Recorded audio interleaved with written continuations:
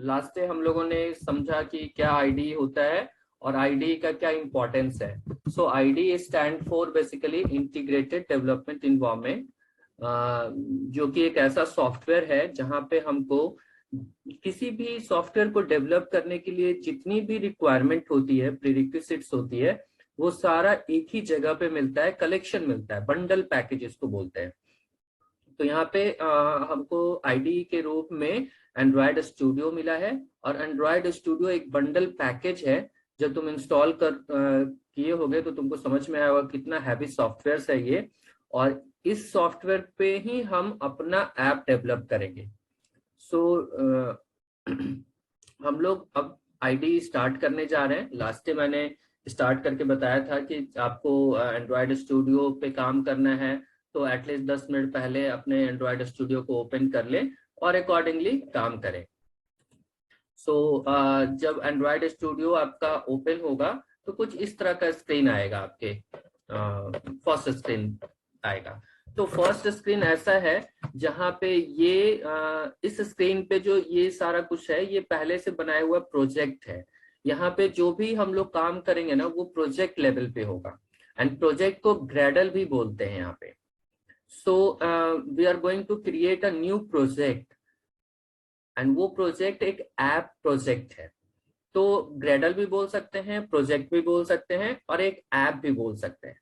But जब काम करेंगे तो वो एक प्रोजेक्ट है। जब ये इंस्टॉल्ड होगा तो ये एक ऐप के रूप में इंस्टॉल्ड होगा।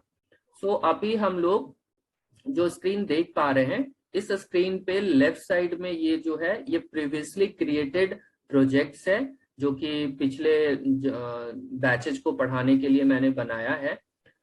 तो इसमें से हम किसी प्रोजेक्ट को ओपन नहीं करेंगे। अगर ओपन करना चाहते हैं तो जस्ट क्लिक करेंगे, ये प्रोजेक्ट ओपन हो जाएगा। जब नेक्स्ट टाइम से आओगे तब ये काम करना है। अभी हम लोग पहली बार इस स्क्रीन को यूज करने जा रहे हैं। सो यहाँ पे देख रहे हो कि बहुत सारे टाइप का प्रोजेक्ट बनाने का यहाँ पे परमिशंस है आपके पास।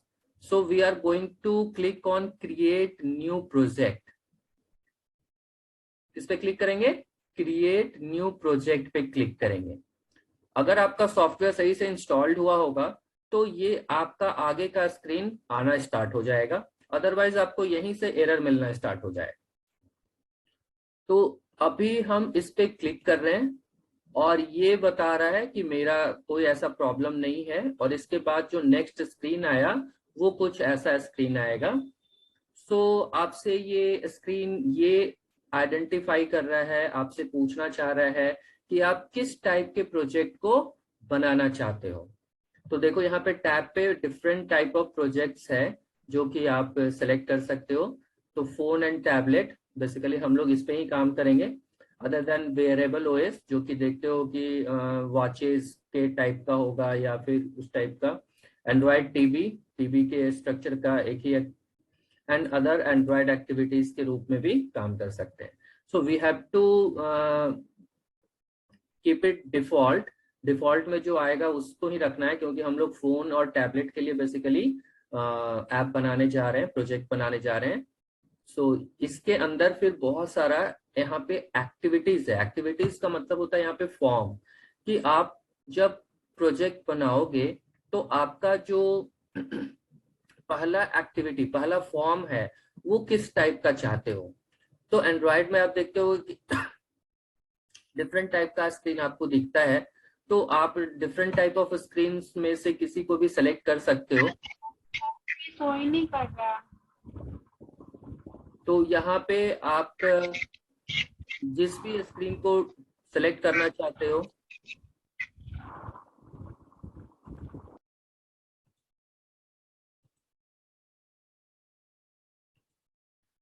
जिस भी स्क्रीन पे काम करना चाहते हो उसको सिलेक्ट करेंगे। बट मैं सजेस्ट करूंगा अभी एम्प्टी स्क्रीन को सिलेक्ट करने का, क्योंकि अभी हम लोग एम्प्टी स्क्रीन पे काम करेंगे। तो यहाँ डिफरेंट टाइप ऑफ स्क्रीन है जो कि आप सिलेक्ट कर सकते हो। देखो स्क्रॉल करोगे तो आपको यहाँ पे दिख रहा है डिफरेंट ओरिएंटेशन ऑफ स्क्रीन है and different type of screen है।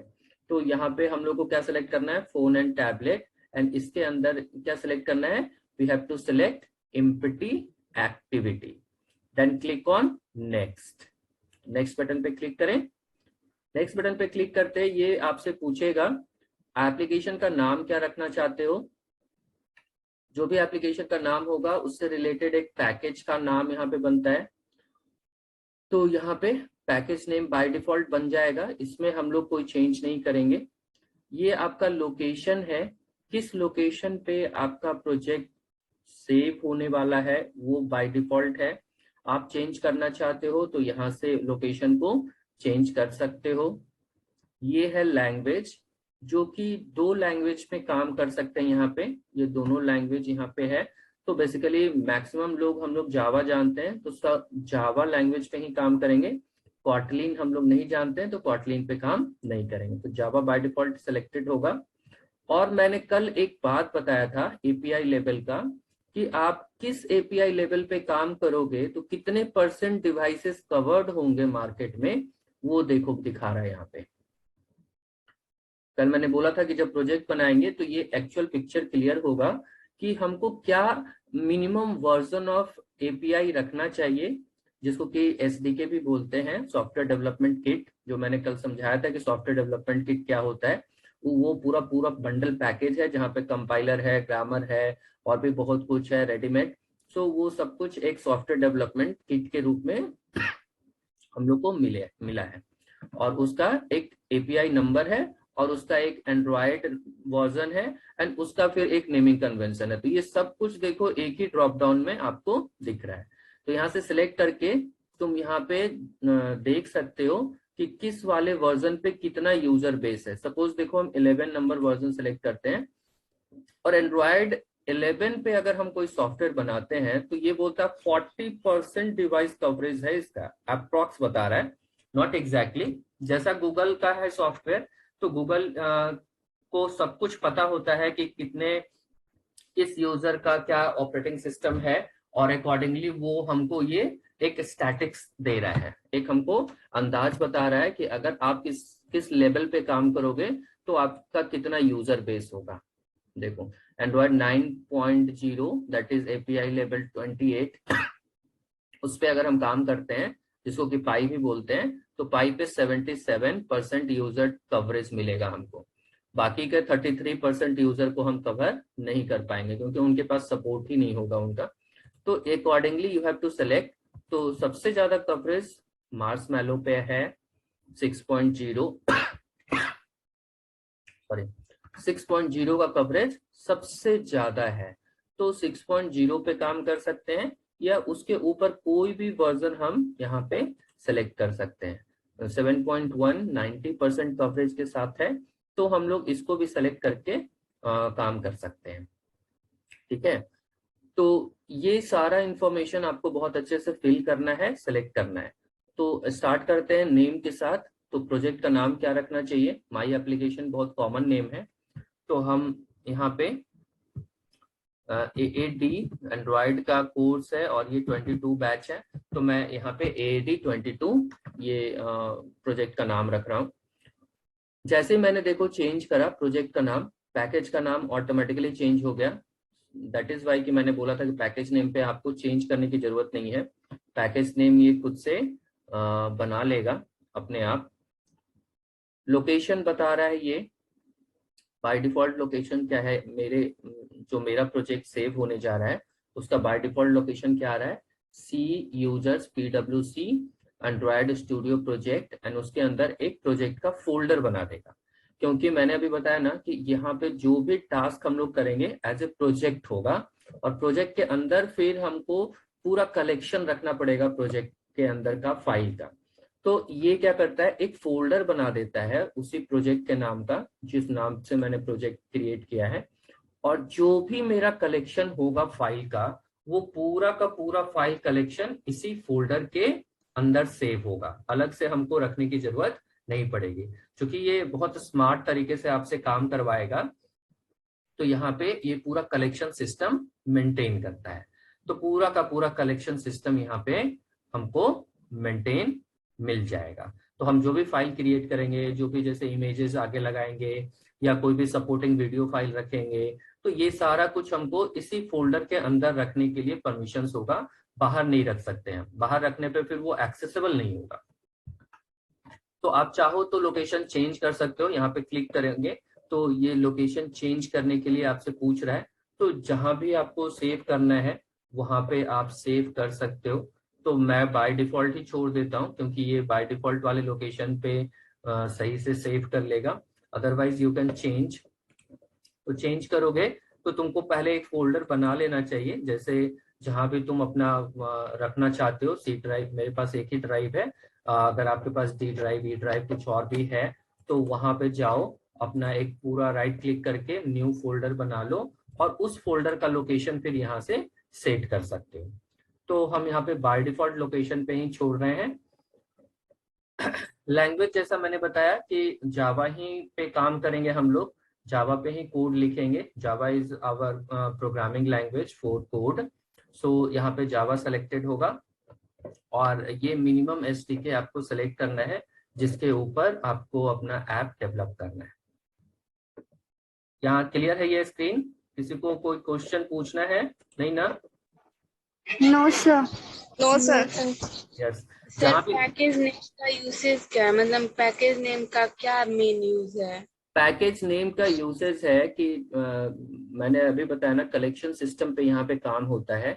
तो कलेक्शन सिस्टम में ना अगर आप किसी भी फाइल को रख रहे हो तो वो एक पर्टिकुलर तरीके से रखा जाता है। तो यहाँ पे भी मेरा प्रोजेक्ट है ना, वो प्रोजेक्ट एक हायरार्की में यहाँ पे सेव होने जा रहा है, जिसका कि बाय डिफॉल्ट यहाँ पे नेमिंग कन्वेंशन ये कर रखता है। ये com that stand for commercial, example that stand for कि हम लोग एग्जाम्पल के लिए कर रहे हैं। आप चाहो तो ये चेंज कर सकते हो, जब आपको बहुत अच्छे से पता लग जाएगा कि हम हायरार्की कैसे चेंज करते हैं तो यू कैन चेंज। तो अभी बाय डिफॉल्ट ये क्या बता रहा है कि आप as a example project create कर रहे हो। सो ये एग्जाम्पल एक नाम रख लिया और फिर उसके बाद मेरा प्रोजेक्ट का जो नाम है वो इसके साथ जोड़ दिया।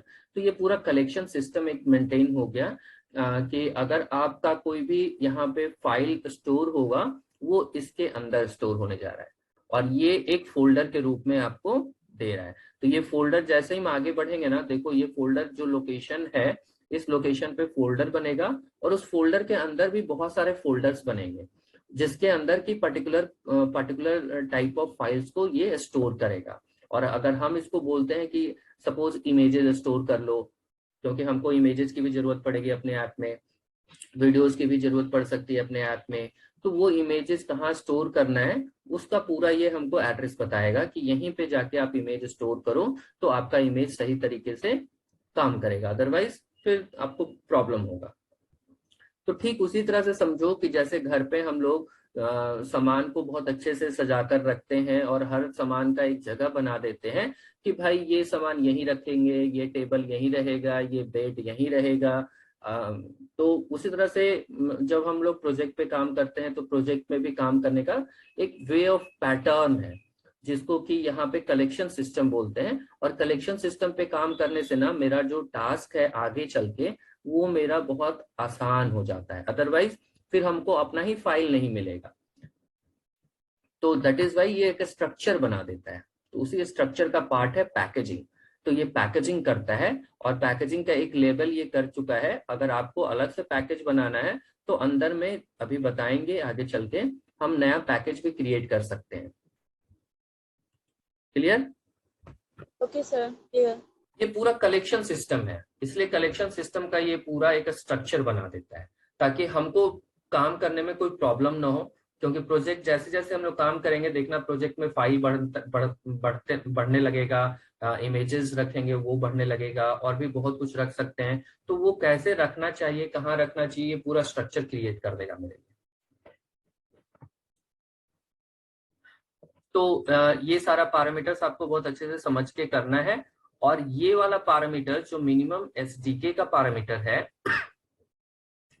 इस पे इसको सेलेक्ट करते वक्त हमको ये भी ध्यान रखना होगा कि ये जो मिनिमम एसडीके लेवल है ये मेरे मशीन पे इंस्टॉल्ड भी होना चाहिए। सॉरी, अगर ये इंस्टॉल नहीं होगा तो अभी के अभी ये नेट से कनेक्ट होके इंस्टॉल करेगा मेरे सिस्टम में, क्योंकि सारा एसडीके मेरे सिस्टम में नहीं है। सारा एसडीके अगर हम इंस्टॉल करेंगे ना तो 10 जीबी से भी ज्यादा का जगह लेगा ये। तो सारा एसडीके मेरे सिस्टम में इंस्टॉल नहीं होता है। जिस भी एसडीके पे हम काम करना चाहते हैं वो एसडीके डाउनलोड होगा। तो अब हम फिनिश बटन पे क्लिक कर रहे हैं, और अगर ये एसडीके मेरे सिस्टम पे होगा तो प्रोजेक्ट क्रिएट हो जाएगा, अदरवाइज ये एसडीके डाउनलोड करेगा अभी के अभी, और तभी जाके प्रोजेक्ट क्रिएट होगा, मतलब ग्रेडल बनेगा। तो हम फिनिश बटन पे क्लिक कर रहे हैं, और फिनिश बटन पे क्लिक करने के बाद ये सारा प्रोसेस करेगा। तो ये स्क्रीन आपको उसके बाद दिखने जा रहा है, और इस स्क्रीन में आपको वो सारा कुछ दिखेगा, और कहाँ पे क्या मिलेगा इसको अब हम लोग समझेंगे एक एक करके। अभी ये पूरा प्रोजेक्ट क्रिएट कर रहा है, देखो धीरे धीरे सारा स्क्रीन आपका लोड होगा, और इसमें टाइम लगेगा थोड़ा सा। तो ये पूरा ग्रेडल बोलते हैं इसको, और ग्रेडल ना, ये सारा ग्रेडल ऑनलाइन सिंक होता है। सिंक का मतलब होता है सिंक्रोनाइज होता है। तो जो भी प्रोजेक्ट हम बनाएंगे उसमें जितने भी प्रीरिक्विजिट्स की जरूरत होगी वो प्रीरिक्विजिट्स गूगल के साइट से डाउनलोड होता रहेगा बैकग्राउंड प्रोसेस में। जैसे देखो अभी ग्रेडल बिल्ड हो रहा है, और ये बिल्ड कितने देर में होगा, I do not say anything about that, it's totally depend कि इसको सारा रिक्वायरमेंट जितना भी इस प्रोजेक्ट को काम करने के लिए रिक्वायरमेंट है, वो पूरा का पूरा रिक्वायरमेंट ये फुलफिल कर लेगा, तभी आपका लिखेगा ग्रेडल बिल्ड सक्सेसफुली। अदरवाइज वो चलता रहेगा। देखो मेरा डाउनलोड करना स्टार्ट कर दिया, डाउनलोडिंग कर रहा है, देखो ये चेंज होते जा रहा है। तो जितना फास्ट नेटवर्क रहेगा उतना फास्ट ये डाउनलोड होगा, और यहाँ पे सारा इंस्ट्रक्शन आपका चल रहा है।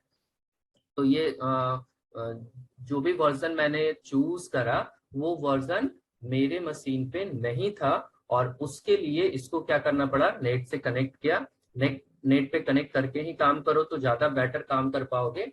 और ये पूरा देखो डाउनलोड कर रहा है और मेरे मशीन पे इंस्टॉल कर रहा है। तो इट डिपेंड्स, मैंने जैसे बताया कि ये पूरा डिपेंड करता है, और ये ग्रेडल बिल्ड होने में तुमको टाइम लग सकता है, 2 minute 5 minute 10 minute. First time तो ये काफी टाइम लगाएगा, और नेट के स्पीड पे और तुम्हारे कंप्यूटर के स्पीड पे ये टोटली डिपेंड करता है कि ये कितना टाइम लगेगा। तो see my Gradle has been successfully build, और ये लिख रहा है डेमोन स्टार्टेड सक्सेसफुली।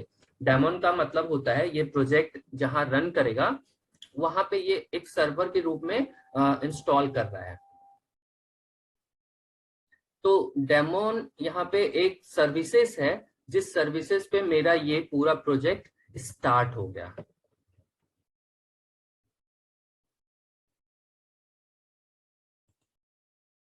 ठीक है, तो ये देखो लिखा demon started successfully a minute ago.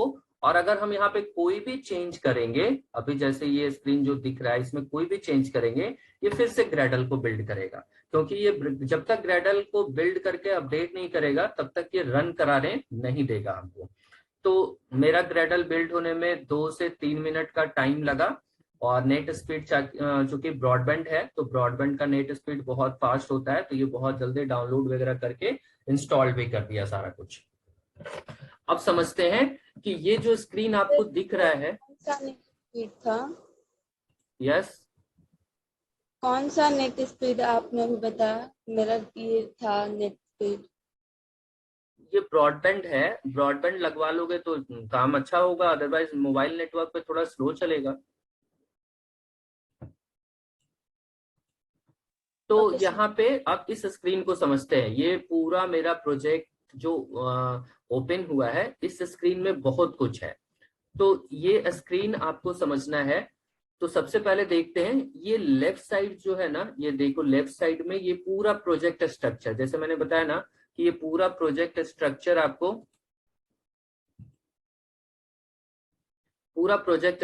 आपको दिखेगा।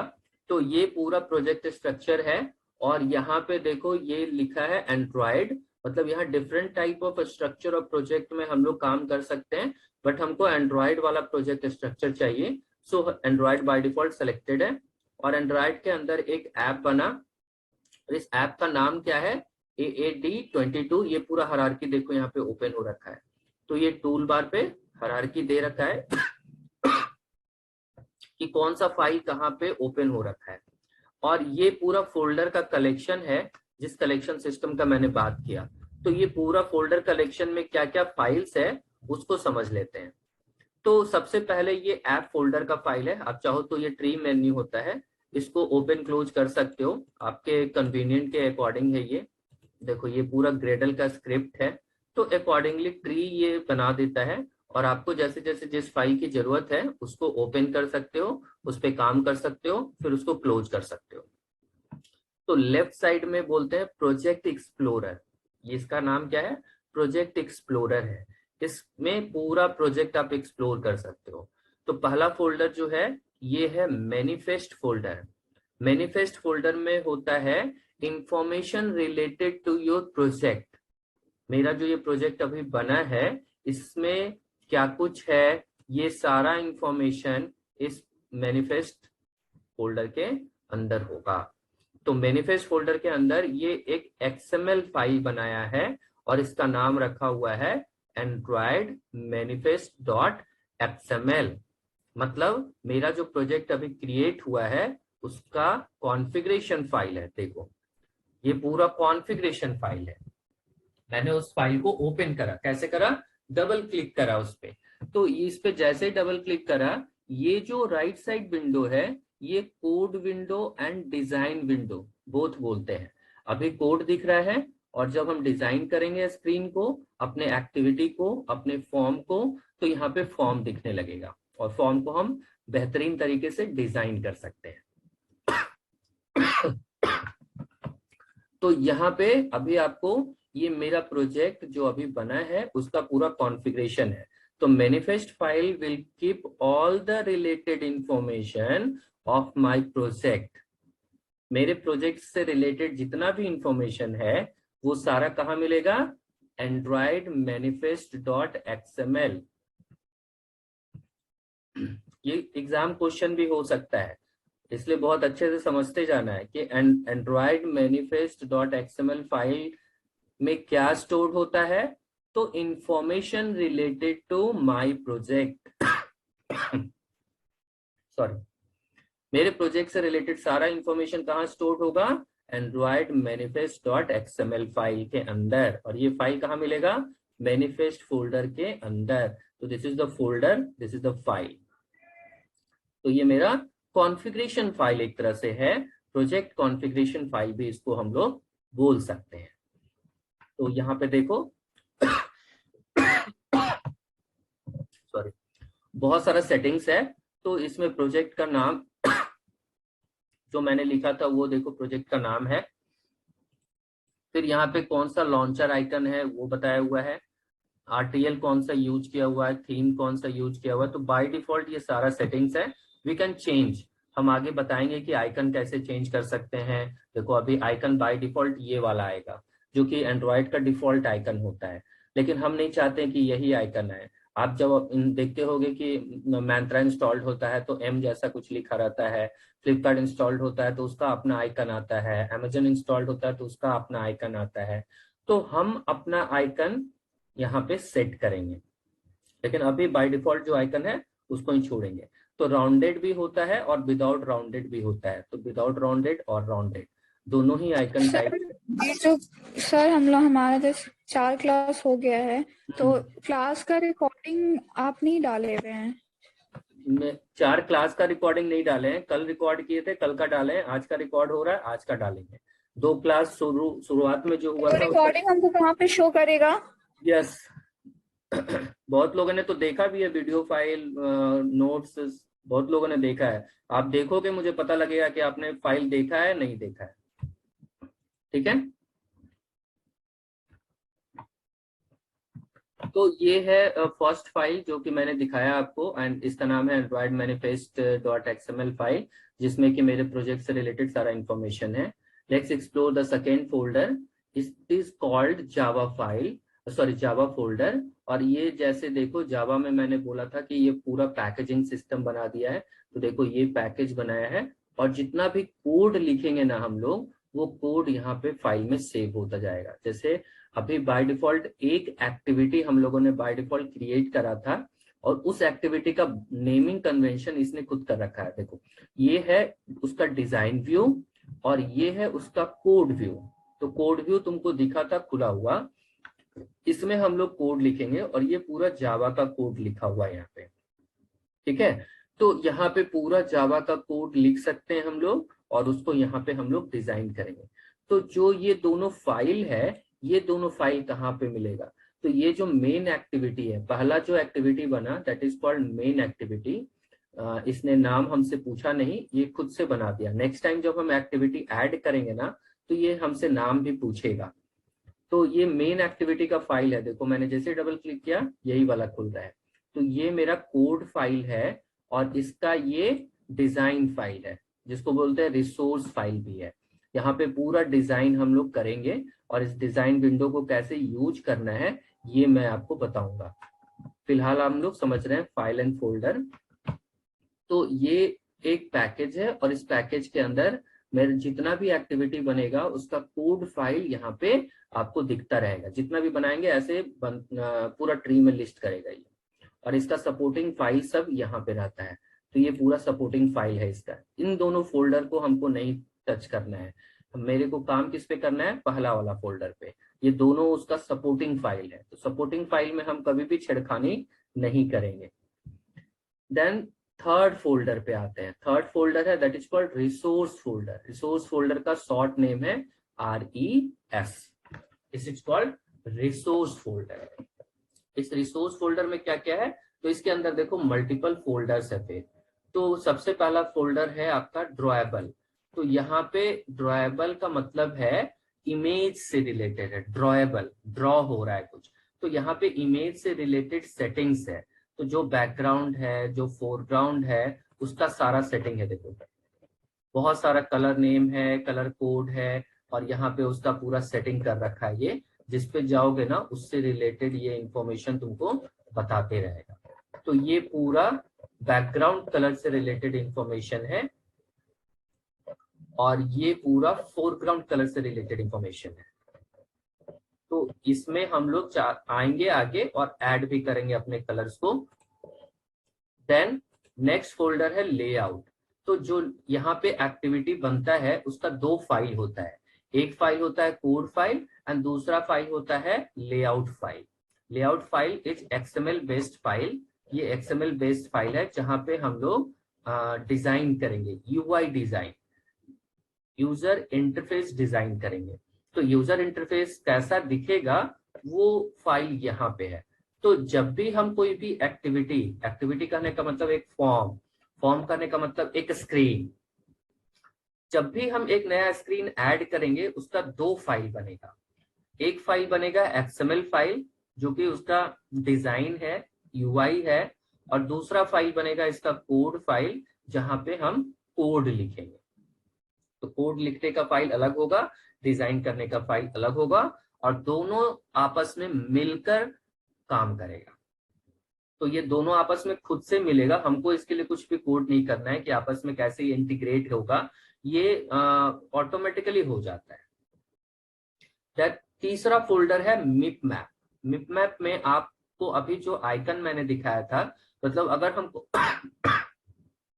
अगर हमको इमेजेस रखना है ना तो हमको भी मिप मैप फोल्डर के अंदर रखना होगा। देखो कितने सारे इमेजेस यहाँ पे रखे हुए हैं। हर डिवाइस का जो डिस्प्ले सेटिंग होता है वो अलग अलग होता है। आप इसको बहुत अच्छे से गौर किए होंगे। तो हर डिवाइस के लिए यहाँ पे अलग से इमेजेस होता है। इसको बोलते हैं HDPI, MDPI। तो हर डिवाइस का स्क्रीन रिजोल्यूशन इस पे डिपेंड करता है। आपका कौन सा है, कितना DPI पे चल रहा है। DPI stand for depth pixel index. तो कितना डेप्थ है, इससे आपके मोबाइल की स्क्रीन की क्लियरिटी पता चलती है। तो जितना ज्यादा DPI होगा आपके स्क्रीन का, उतना ज्यादा इफेक्टिव रिजोल्यूशन होगा। तो यहाँ पे हर DPI स्क्रीन के लिए अलग अलग से इमेज रखा हुआ है। राउंडेड, ये विदाउट राउंडेड वाला है और ये राउंडेड वाला है। तो अगर हमको भी ऐसा कुछ करना होता है तो इतने टाइप का, एक ही इमेज का इतना टाइप रखा हुआ है, मतलब सेम इमेज है, एक ही इमेज है, एक ही आइकन है बस, और इस आइकन का 6 वर्जन और 5 वर्जन मेंटेन होता है, ताकि जिस भी मोबाइल पे ये इंस्टॉल्ड हो उसका जो एग्जैक्ट DPI है, जो डेप्थ पिक्सल है, उसके अकॉर्डिंग वो आइकन लोड होता है और उतना ही क्लियर दिखेगा। अगर आपका डीपीआई कम है तो आपका रिजोल्यूशन कम है, आपका डीपीआई ज्यादा है मतलब आपका रिजोल्यूशन बहुत हाई है। तो आप देखते होंगे कि आपके पास आज के समय में एचडी स्क्रीन आ गया है, एमोलेड स्क्रीन आ गया है, तो बहुत सारा स्क्रीन टाइप है जिस स्क्रीन टाइप के लिए इमेजेस को यहाँ पे रखना पड़ता है। तो ये पूरा इमेजेस फोल्डर है डिफरेंट डिफरेंट के लिए, और यहाँ पे कुछ सपोर्टिंग फाइल्स है जैसे वैल्यूज फोल्डर के अंदर कलर्स XML। तो अभी इतना कलर सेट बनाया हुआ है, अगर आपको भी अपना कुछ और भी कलर ऐड करना है तो यहाँ पे हम लोग कलर ऐड कर सकते हैं। और ये कलर का हेक्सा कोडिंग होता है जो कि आपको नेट पे बहुत आसानी से मिलेगा। फोटोशॉप, अगर कोई सॉफ्टवेयर जानते हो फोटोशॉप में भी मिल जाएगा। तो हेक्सा कोड पे हम लोग जनरली कलर को कॉन्फ़िगर करते हैं, जो कि आप गूगल पे जाओगे ना तो गूगल पे भी आपको ये पूरा कोड मिल जाएगा। तो आपको जो भी कलर अपने डिजाइन में यूज करना है आप लिखोगे हेक्स कोड कलर, ये आपको बहुत सारा साइट आ जाएगा जहां से आप इस कलर को पिक कर सकते हो। और जो भी कलर आपको पसंद है, हर का एक पिक्सल वैल्यू होता है, उस पिक्सल वैल्यू को यहाँ पे देखो, जो भी कलर सेट आपको पसंद है, ब्लू से हमको चाहिए, कौन सा ग्रेडियंट चाहिए, ये जो भी ग्रेडियंट पे कलर बना, this is the hex code. ये हेक्स कोड यहाँ से उठाएंगे और हम अपने यहाँ पे यूज करेंगे। तो जो भी कलर का नाम हमको देना चाहिए इस तरह से कलर का नाम देंगे। यहाँ पे हम लोग एडिट कर सकते हैं फाइल को, मैं एडिट कर रहा हूँ फाइल को, जैसे लिख रहे हैं कलर नेम, और कलर का नाम हम जो रखना चाहें हम रख सकते हैं। तो ये ब्लू बेस पे कलर है तो माई ब्लू या कुछ ऐसी जो भी नाम रखना चाहें। और फिर यहाँ पे जो हैक्स कोड हम कॉपी किए थे वो हैक्स कोड को यहाँ पे मैंने पेस्ट कर दिया। तो ब्लू कलर जैसे ही लिखेंगे ना तो ये जो कोड हम कॉपी करके लाए हैं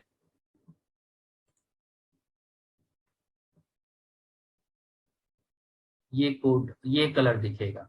तो आप इंटरनेट से अपना कलर चॉइस उठा सकते हो, कलर पिकर है ये, यहाँ पे से जो भी जिस भी सेट ऑफ कलर को आपको यूज करना चाहते हो।